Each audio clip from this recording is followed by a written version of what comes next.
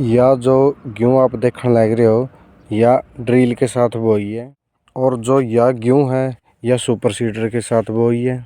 और जो या गेहूं है या भी सुपर सीडर के साथ बोई है। तो या गेहूं है या छांट के साथ बोई है। या छांट की गेहूं है या सुपर सीडर की गेहूं है। और या भी सुपर सीडर की गेहूं है और या ड्रिल की गेहूं है। कमेंट करके बताओ भाई, ड्रिल की गेहूं बढ़िया रवा है, सुपर सीडर की गेहूं बढ़िया रवा है या फिर छांट की गेहूं बढ़िया रवा है।